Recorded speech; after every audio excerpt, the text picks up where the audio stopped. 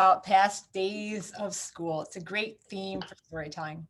When I was in school, I played the flute, and learned as young as fifth grade that all the way through school, elementary school, junior high, high school, all the way up till your senior year, you can get out of class super easily by just saying, I have a lesson with my.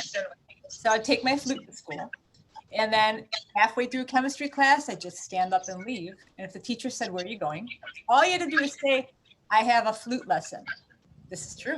You didn't need a hall pass or anything. Anyone playing any instrument in my school could get up halfway through any period and say they had a lesson. They didn't know I didn't have a lesson. So I used this pretty often to get out of class. I had 25 minutes all to myself, half of a period. But the thing is, I was such a goody that I didn't have anywhere to go in that 25 minutes. Wasn't going to smoke a cigarette. I wasn't going to cut school. So I'd actually do what? I would just go and practice my flute after all. So much for that fun break. I actually used it for what it was intended. I went and practiced my flute a lot instead of being in class. Well, thank you for coming tonight to Stories from the Monkey Bars. As you can see, we have sign language, and we will be interpreting the show, and we'll take turns interpreting in ASL. I'm Andrea. I am the co-host of this monthly storytelling hour. Thank you all for coming. And without further ado, oh yeah, because I forgot to do the spotlighting because I'm hosting. Thank you, Candace. I forgot. We are going to go to our first storyteller, Candace. And I'm going to interpret for Candace and take Charles off.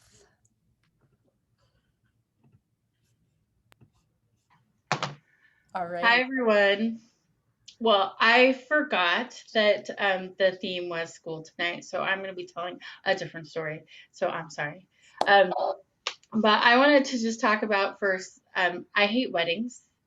I hate them. Like, I hate going to weddings. I think part of it is because I grew up in a very large church where there were weddings all the time because they want you to get married at 20 and procreate.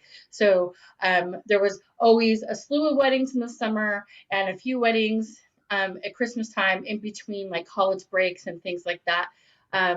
Even that, like I was the youngest of four, so I was dragged around when my sister got married and my brother. And then my parents catered all these church weddings. So I went to a lot of weddings. And to me, I hated them. I always hated them for a million different reasons. But the biggest thing is that I didn't ever really think that I wanted to get married because I always looked at it as a raw deal. Like first of all, like women, like it's a raw deal for women in general because like they have kids, they take care of the kids, and the husband's off working, and they get to stay home, but they're working at home, and they don't get and they're underappreciated. So to me, I was always like, this is a raw deal. I don't want to do this. And I'm a fiercely independent person, and anytime I got in a relationship, I always felt like I not like I couldn't breathe, but almost like they were always trying to tie me down. Like I didn't have the independence and the freedom that I liked having. And even if I really liked being with that person, I always felt like I was giving up more of myself than I wanted to. So I always looked at relationships like them, even when I was really in love and I really wanted to be with those people. But it always felt like I was always sacrificing something.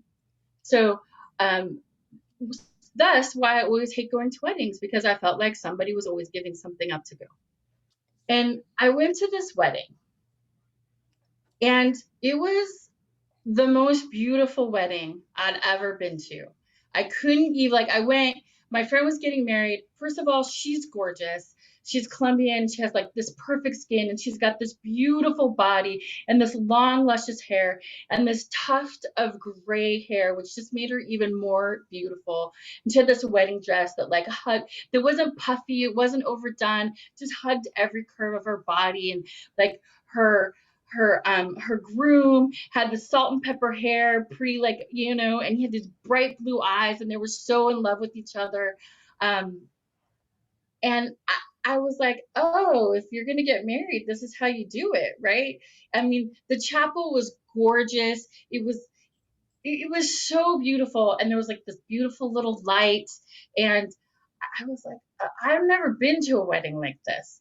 And then we went to the reception and it was at the beach. There was this beach house and the sun was setting as like everybody's giving this toast, and her family and his family all talking about how they love each other and they love them and they can't wait for their life together. And there's all these beautiful like candles, and it was all warm and glowy, and like you couldn't help but feel warm and glowy as well. And I was like, this is manufactured like it's out of a movie. It was too perfect. And then he gets up, her husband gets up, and he talks about how life is like um it's like you're going through the woods, right? You're in the mountains and you're doing all these things in your life, and you're going all these ways. And then something happened, and then you come down the mountain, and you're like a stream, and you come out and you come down the mountain on the stream out into an ocean of possibilities. And he says, you are my ocean. My life in front of us is, you are my ocean together. And I was obsessed with this, an ocean of possibilities. Like being in a relationship with somebody to you feels like an ocean of possibilities. And I was like, that is insane. First of all, I know that nobody's ever thought that about me. And second of all, I have never in my life felt that way about anybody. I don't think that I could ever be in love. Somebody's an ocean of possibilities. Like, no way. Anytime I was with anybody, I was always like, oh, they're trying to tie me down. I'm not going to be able to have my career. I'm not be able to travel. I won't be able to do this. Like, never being with this person was an ocean of possibilities. I didn't even know what that felt like. I was obsessed with that. I was like, and then for months, and I was like, you know what? I realized I'm not even capable of that kind of feeling. I'm not even capable of being in love with somebody like that, because I'm too independent. I'm too about my own life, my own career, and having fun and being in New York and going out all night. I was like, I don't even think I'm capable of falling in love with somebody like that. So, years later, so a few years later, I found myself in this situation. And the situation was that I was pregnant. So I am 38. I'm not like 20. I'm 38 years old. I'm pregnant. I decide to keep the baby. That's another story for another time. And then I had a horrible, tough pregnancy. So I had all these plans that I was going to do. All these things I was like, okay, I'm gonna work this much, and then I'll take this time off. I'll have this much money. I had all these plans. But since I had such a difficult pregnancy, I was put on bed rest. And I was put on bed rest. I was sicker than a dog before that. And then finally I was put on bed rest because my pregnancy was so high risk. And I was literally in bed rest. Let me tell you what that means. Literally, I'm in bed. I can get up to go to the bathroom, and then I have to lay back down again. That's basically what you get to do on bed rest. And I would sit there and I cry. I'm like, this baby is already sucking the life out of me. It's already taken all my freedom. It's already taken everything from me. I was like, this is the worst. And I was just crying because I had no control over my life anymore. Like I could really literally only do these things. Um, it, and so I just dealing with that whole thing, and I was like, oh man, I don't know. This is going to be so awful. This is going to be awful. And then she was born, my daughter was born early, and there was all these things. But I have to say that after she was born and we brought her home from the hospital, my whole life changed. My whole outlook changed. And I couldn't do anything other than like stare at her. Like I would stare at her. I would think about her. I was so in love with her. I was like every little thing. I mean, really, when babies are little, they do nothing. They literally do nothing. They just sit there and they go like this, maybe, and maybe they look up at you, but that's it. And I was obsessed with her. I was looking at her. I was doing everything. All I was doing. I remember when I started working probably about 3 months later, I would go to work, and the whole way home, I would be on the subway just thinking and thinking and thinking about her and thinking I couldn't wait to be with her. I have a bed, they call it a side sleeper. It's like this little bassinet that's attached to the bed. And I would put her on this pillow, and I would, like, before we went to bed, I would just stare at her. And, and, and I was so in love, so enamored every second I was with her. And one day I just finished feeding her, and I was holding her, and I was looking at her, and I was like, I wonder what she's going to be like. I wonder what her personality's like. Is she going to like sports? Is she going to be athletic? Is she going to be artistic? Is she going to like punk rock like I did? Is she going to be outgoing? Is she going to be shy? Is she going to be all these things? And I looked at her, and I was like, oh, it's an ocean of possibility. And I was like, she's my ocean.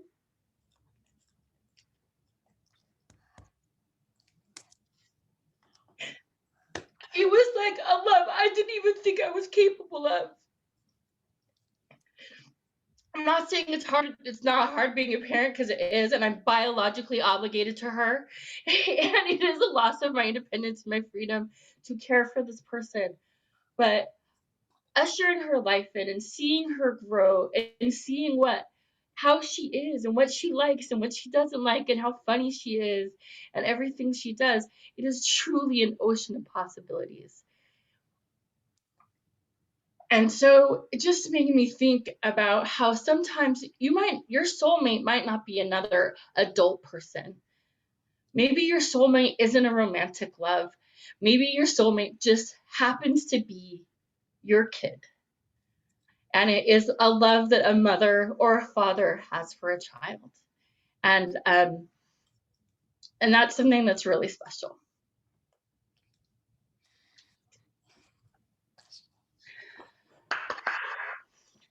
That's so Oh, beautiful. wow. Wow, Candace. Let me spotlight Charles so he can interpret for me. Sorry. Hang on. Candace, that's just amazing. What a lovely, lovely, lovely story. And I've known you for a long time. And it's really wonderful for me and friends who know you to get to hear this from your heart. She definitely is an ocean of possibilities. And I'm so glad to hear you say she's your soulmate. And you know what? I have actually had that same thought myself. You're right. I don't think that soulmate has to be limited to romantic love between adults. Beautiful, Candace. Really, really touching. Thank you. Fantastic. Okay, guys, we have 4 more storytellers now that we're all feeling ready. Our next storyteller is Amber. Candace is gonna, you ready to interpret for Amber? Candace, Yep. Amber. And Okay, well, go, just a sec. I'm not sure how to follow that. And I actually see Candace and I can't watch her while I'm talking. So that was really powerful, Candace. But unlike you, I did follow the rules and I got a story about school. And one thing about talking about my childhood is that I feel like I didn't have a hard enough childhood to really have good stories, right? Like people want to talk about how their mother was alcoholic or their father beat them or whatever. And like none of that happened to me. I had like a really great childhood and we were rich. We were rich in children. There were children everywhere, like buzzing around the house like bees, right? We were rich in chickens all over the yard, all over the place. We were rich in gardens, right? And if we were ever bored, my mom was like, go outside and weed the garden. And it's not like we had a little plot. Our garden was the size of Manhattan Island. And we would stand at the end of one row and look down, and we couldn't see the end. So we were no longer bored. We were weeding the garden. And the main thing to really show you how rich we were is that we had indoor plumbing. So that is how I grew up, right? Very fun. And so so when we were talking about schools, I thought, let me talk about my first day of school, because there we have it. And as the middle of 7 children, my firsts weren't celebrated. My first birthday, like, I don't know if it was recognized or not. My first walking, my first anything. Like, I had nothing of my own except my birthday. And I wasn't nervous about my first day of school because I saw all my older brothers and sisters like start going to school, and it was just very normal. Although it is my first day of school, and a week beforehand, my mom says, "You're going to go to school." And I absolutely freak out because I don't know how to read. And how could I possibly go to half day kindergarten if I do not know how to read? They will kick me out for sure, or they'll make me stay home and I'll have to be in school in the same grade as my younger sister, which would be horrifying. And I'm laying on the living room floor, throwing a fit, which I've never done because I know that gets nothing, right? Because I'm the middle of 4. Who cares about throwing fits? But I am absolutely desperate. And my mother's like, "You go to school to learn how to read. They'll teach you there." And I'm like, "They won't. I need to know before I go. I can't do this." And my mom, who did not learn to read until she was in 3rd grade, the second time, walked away, right? And I'm there traumatized. My mother like doesn't even care about me not knowing how to read. Luckily, my brother walked by and he's like, "Hey, I'll teach you how to read. It's like no problem at all. This is literally a code you break. You already know the alphabet. 26 letters. It's broken into 2 parts: vowels, consonants. The vowels are A, E, I, O, U. They have long sounds, they have short sounds. Let's get this book, Dick and Jane. Here, let me open it up. See that word cat? At. There you go. A makes a short sound, ah. A can make a long sound, A as in Jane, Jane. You see that E? Whenever you see an E at the end of the word, the vowel makes its long sound. Done. That's my reading lesson, and I know how to read. And I read Dick and Jane every single day between now and kindergarten. And I walk into kindergarten and I'm like, I'm a reader, right? Which is fantastic. That is the one thing that I know that I have. So my kindergarten teacher sits us all at our little tables, and every table has a group of like 4 or 5 or whatever kids. And she says, "Everyone take out a book and we're going to have squirt time." Squirt is an acronym for silent, quiet, uninterrupted reading time. Squirt.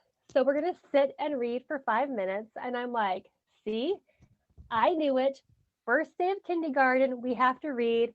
And I take out my book like the proud little girl I am, and I'm ready to read. And the boy next to me raises his hand and is like, "What if you don't know how to read?" And I look at him up and down, and I move a little bit away from him, and I'm like, "What do you mean? You show up to school not unprepared? You don't know how to read?" I was horrified for him. And the teacher was like, "Well, you can just a lot of people don't know how to read yet. You can just get out your book and look at pictures and try to match the words, and we'll learn how to read together as the year goes on." I was not having that. I was like, that's a nice teacher making a good excuse for that kid. And I moved my chair a little bit away from his. And so that was my first day of school. And I'm really happy that my brother taught me how to read and that I have known how to read ever since. And I knew it wasn't going to be hard, but I didn't know how to do it. And I just needed that little thing. And now, obviously, I need to work on how to be a little less judgmental. Yay! It's not as emotional. Fantastic. Let me spotlight Charles. And take off Candace. Fantastic. Amber, what a great story that is. Thank you. Awesome. Thank you. I am going to keep going with our next reader, who is Charles. So I'm going to interpret for Charles and take Amber out of the spotlight. Thank you, Amber. Awesome story. Okay. All right. All right, hi everybody, my name is Charles. I'm going to be telling a story about my third grade teacher who, as most or many third grade teachers do, changed my life. And I reserve the right to talk in a Southern accent because this happened in Kentucky. And the character in the story's name is Tommy, who is me, because when I was growing up, my parents called me Tommy. They still do sometimes. So it was Tuesday, library day. It only came once a week, and we were only allowed to check out one book. While I was searching on the bookshelves for a book on how to speak Italian, Sally Smith came up behind me and kicked me in the leg real hard. "Fairy," she whispered under her breath. "Stop it, Sally," I said a little too loudly for the library. "Tommy Reeves," Mrs. Newby called out, "are you talking in the library? Please step outside." But Mrs. Newby," she emphatically pointed toward the door with one finger and then with the other pointed to her lips, indicating that I should be completely silent. Mrs. Newby was short, 5 feet 2 inches tall, with dark black skin and a pair of cat-eyed glasses that rested on the bridge of her wide nose. She dressed impeccably, smelled even better, and always wore one of a variety of tasteful black wigs that women of her generation favored. I loved her and respected her more than anyone I knew. Other adults were full of contradictions and hypocrisy, but I could always count on Mrs. Newby to tell me the truth. I also knew better than to challenge her. I placed my book on the table and silently left the library. I stood outside in the hall while the other students waited in front of the librarian's desk to get their books stamped with a return date. After a few minutes had passed, the rest of the class came out and lined up on the opposite side of the hall, followed by Mrs. Newby. She looked at them, and once she had everyone's attention, motioned for them to start walking back to the classroom. Then she firmly grabbed my hand and led me down the hall. When we got back to the classroom, she left me outside in the hallway to wait, while the other students returned to their desks. She instructed them to open their books for silent reading, then walked behind her desk, opened the bottom drawer, and pulled out her paddle. I heard Sally Smith snicker. Mrs. Newby walked up to her and leaned over. "Would you like to join us outside, Sally Smith?" If a pin had dropped, it would have been audible to all. I peeked through the open door while Mrs. Newby stood over Sally. I could see the paddle gently swinging from her hand. It wasn't big, less than a foot long, with a short handle that was covered in masking tape. It looked old, and I wondered how many behinds it had bludgeoned before mine. Mrs. Newby didn't use it often, but once it was brought out, the attention was painfully clear. I wondered if I would have a chance to explain what had happened, that Sally had kicked me, and what she had said.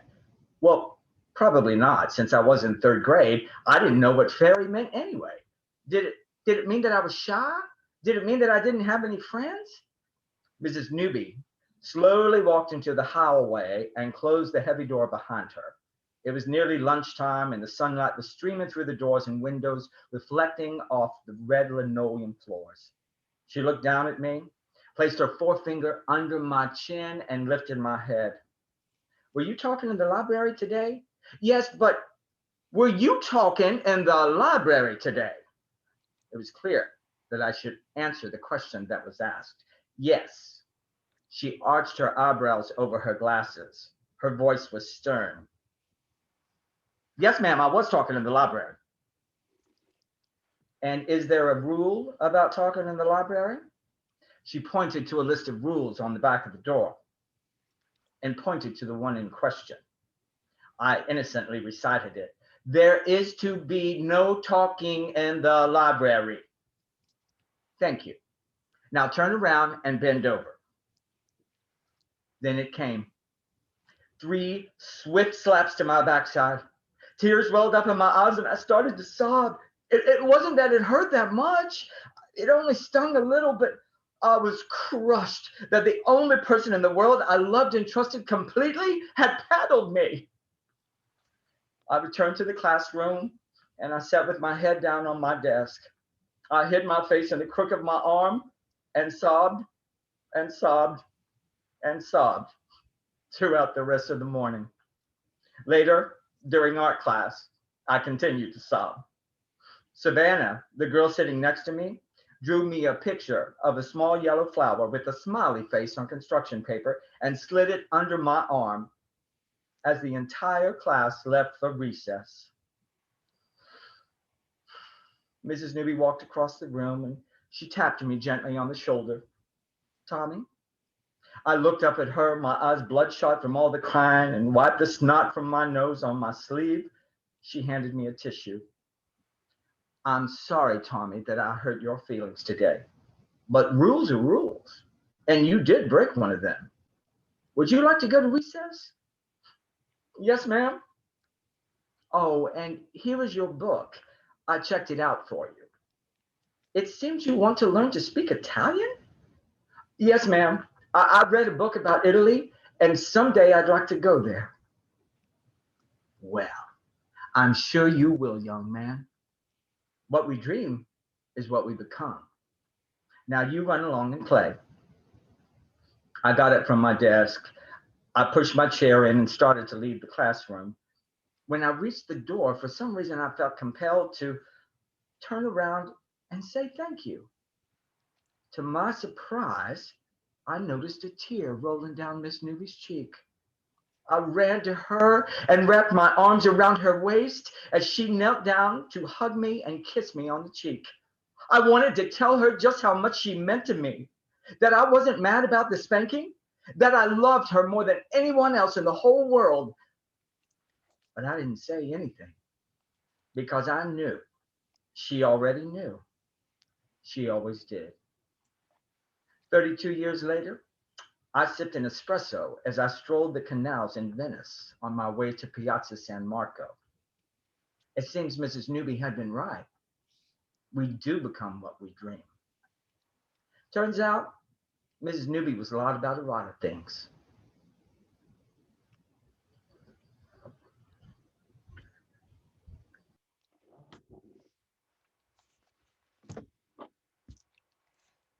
Thank you, Charles, for a fantastic story. Woo!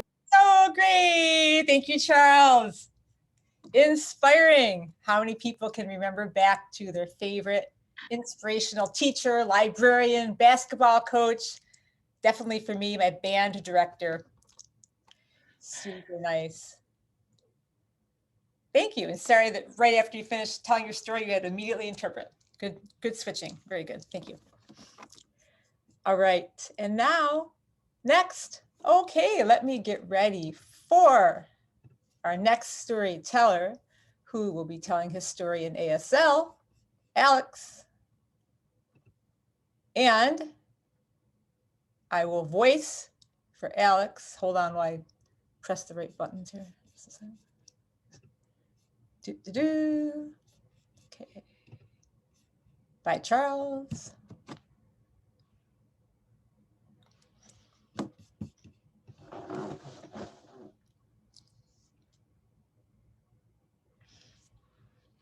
And here we go, Alex.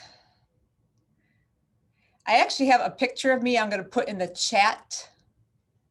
So if you guys want to go to the chat, see that link? You can see a picture of me. Don't worry, I am not stealing your credit card information. Ha ha ha, no worries. Click to see this cool picture. Okay, getting ready. Good evening to everyone.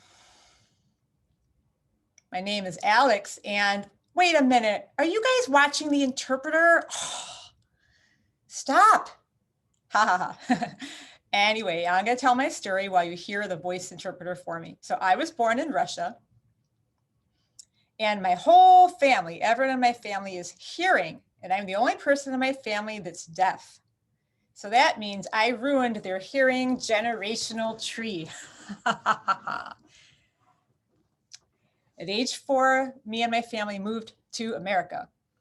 Now I want to explain that at home, I would speak in our language and lip read. So I'm able to speak and lip read as well as sign. And that's the language I used at home. But I learned sign language first when I went to the School for the Deaf in Queens. And that's where I first met other deaf kids. And I was a straight A student.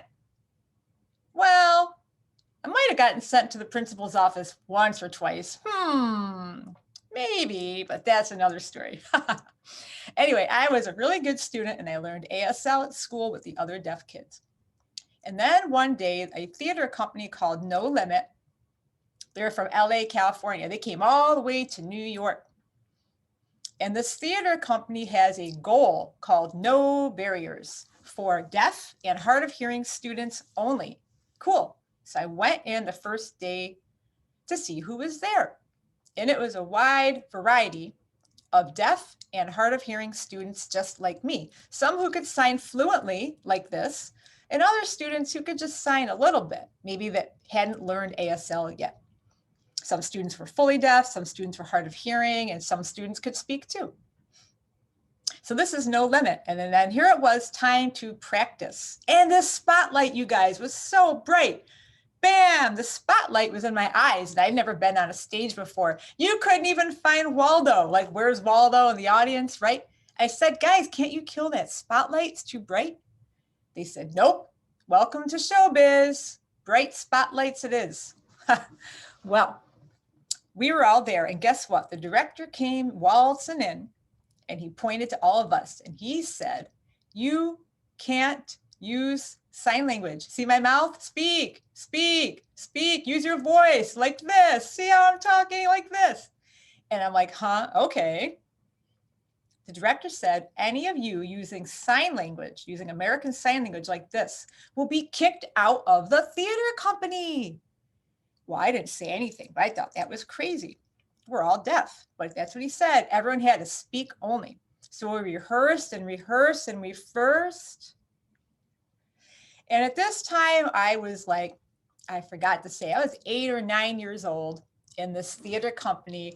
And I didn't really know much about what my rights were as a deaf kid. But we practiced and practiced, and then it was the night of the show. And I had makeup on. I was sweating so hard, it was starting to come off my face. It was a variety show, by the way. There was like a dancing French fry and like characters from Toy Story. And it was my turn on stage to go. And I went on stage, and then I walked back. And then I walked on the stage, and then I walked back. And the stagehand said, you got to go. I'm like, no, I'm not ready yet.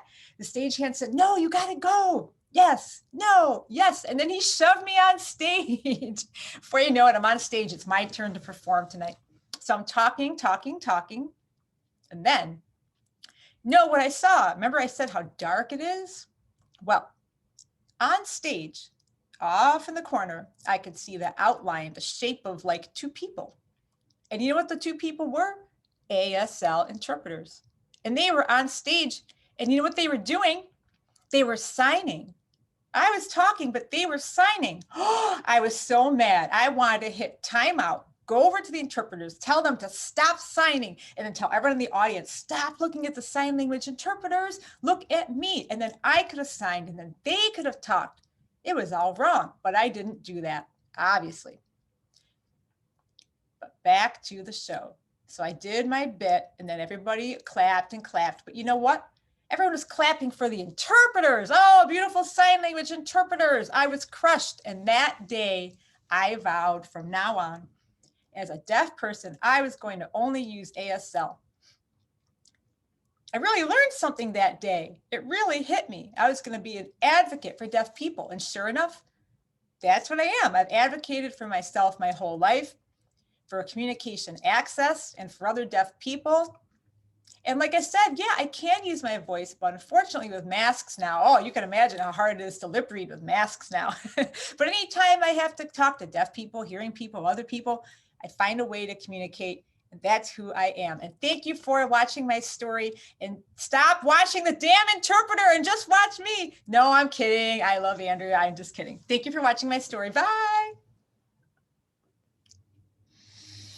All right. Fantastic story, Alex. All right. Did everybody enjoy that? Awesome. Okay. Thank you, Alex. Going to take the spotlight off and bring. Thank you, Charles. Sorry, it took me a minute. All right.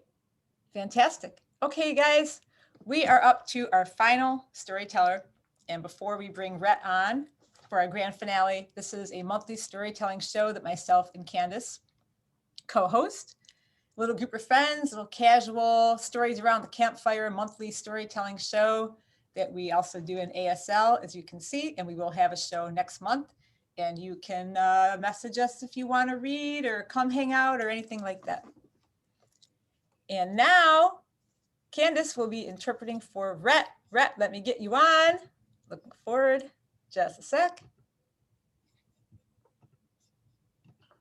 Hey everybody, what's up? Thank you, Charles. So you guys can hear me? Yes. Okay, cool. So just, I guess let me know whenever I can start.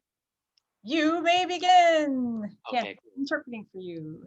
So yeah, it was interesting because like Amber, I'm the middle of 7 kids too. Oh, wow. But then unlike Amber, I guess I had a little more of a crazy childhood, so it gave me good stories. So I guess even though it sucked, at least I have the stories. So that's a good perspective, I guess, to have.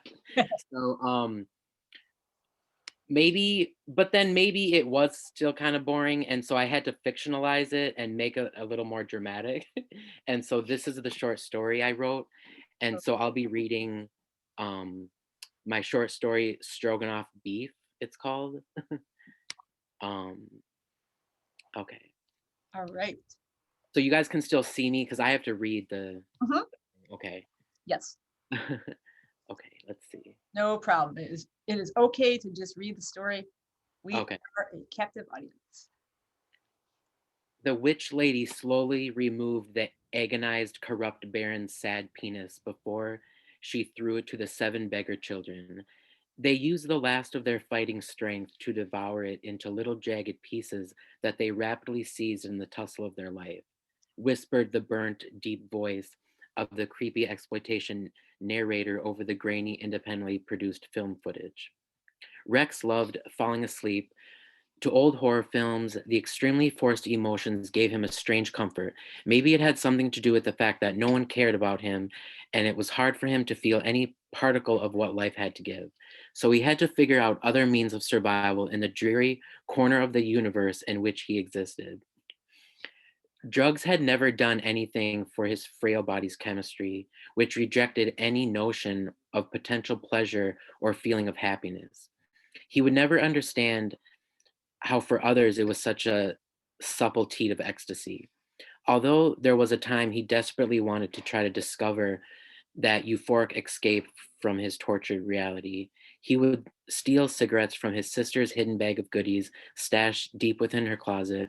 Then he would hide them in the farthest barn from the house on his father's farm for later when his friend would visit, trying his best to fit in, but only choking and coughing over the poisonous smoke. Later, he realized it was about wanting to be liked by his only friend and doing anything to keep his company. Eventually, his only friend would randomly one day start ignoring Rex at school. Rex no longer had any value to anyone anymore, a pariah of the highest order. No longer having any fucks left to give, he felt it did not matter and started to regularly cry in public. Let me see. When he felt like it. There were kids in class with hunchbacks, body braces, deformed faces, and personality disorders who could offer more to the social currency of the high stakes popularity game than Rex ever could. His former friend who abandoned him, who will remain unnamed, had a new friend named Bori. This new friend of his old friend also happened to be Rex's new bully, a literal and figurative slap in the face. One day when the lonesome goody-goody Rex had come to class early and the lights were out, Bori made sure he was right there behind him. Bori had staked out this plan for days, joyously knowing the sad little routine of little old faggoty Rex. Ready to poke at Rex's patience and sanity, Bori quickly moved his arms to fake out an attack and stood in a threatening and menacing way towards Rex. Rex was concerned behind the desks. No, sorry. Rex was cornered behind the desks like a frightened gerbil and shivering in uncertainty as to what his immediate future held. Bori just stood there in triumph, silently gloating over his fresh new kill of the day. It wasn't going to help Bori, though. It wasn't going to make Bori's newly divorced father, who just won custody of him, stop beating and sodomizing him in the middle of the night. It wasn't going to stop Bori's monstrous daddy from ending those dead of night anal rapes with a cigarette burn on Bori's back, putting an exclamation point tally on the cowardice whiteboard of his father's grotesque life. It wasn't going to turn back time and help Bori's parents think of a better name for Bori. He will have to fix that later in life with an annoying legal document submission. But the wondrous sight of his stone cold stunned prey, which all Rex was good for anyway, surely was dulling the pain for Bori in the moment. Too bad Rex was not privy to the information about Bori's father. Maybe he wouldn't feel so bad for himself and wouldn't have taken it so personally if only he knew he was just the faggot who happened to be in Bori's inevitable, unavoidable, miserable path one fatefully dreaded day. Now, in the middle of that day, Rex had no idea what to do, so his animal instincts kicked in and he just screamed. One of the administrative offices was just down the hallway. Someone was sure to hear his desperate cries, and someone did. Unfortunately, it was a teacher who happened to have no sympathy or compassion for short, Mormon, curly-haired, acne-covered, four-eyed, faggot, high-voiced, pariah freaks like Rex. Let the pissant get what he deserves, thought the careful to stay anonymous teacher as he inconspicuously closed his office door. Fortunately for Rex, that day was not a day that Bori felt like he needed to get his knuckles wet. Rex sighed with pleasure when he realized screaming was all the deterrent he needed. There was plenty of days to come, though, plenty of days of books spilling through the halls of nonstop crossing feet, plenty of days of name calling that should not have stuck like daggers in Rex's heart, but for some reason did, plenty of days of ambushes around every corner he made sure to turn widely enough around. Rex was far off from the discovery that the name calling was more a reflection on the caller, which many years from now would give him little too late closure. All the merry mayhem was never enough, and plenty of days of never having anyone stick up for him, protect him, or befriend him. Oh yes, it was very popular to persecute Rex for who he was. It was a pastime embedded in the culture of this small town high school. Rex was beginning to think this life was not meant for him. He was thinking he should move on to the next life and just suffocate his weak little unwanted body in his closet. In his closet where he kept the very thing that was the main reason of wanting to manifest this demise, the sin of lusting after the male flesh. If he went through with this helpful suicide, though, he would never get the pleasure of listening to the great music and performances of his favorite singer, Madonna. So he chose to stick it out for her and let the anticipation of her new music be his saving grace and new lifeblood. Since he was willing to hold on and managed to cling with weak, sweaty hands only to the gas in the air of his empty life, Rex was able to accidentally discover with time his own talents. This discovery happened one day on his lonely walk to the cafeteria for lunch. They were serving beef stroganoff. Rex hated beef stroganoff. One thing Rex didn't hate, though, and in fact loved with a passion, was masturbation. Rex masturbated constantly and profusely through his life in order to numb his pain and anxiety, which he couldn't do through drugs like a normal person. So these two facts made him think to himself that he'd rather stroganoff his beef. This made Rex laugh out loud and look crazy to the other students. Oh my God, I'd rather stroganoff my beef, he giggled gleefully to himself. Rex was 13 years old at the time. He would not realize until the age of 27, when he'd realized his passion for comedy and become a comedian, that this very moment is what inspired him to write his first joke. It would not be his last. So that's the story.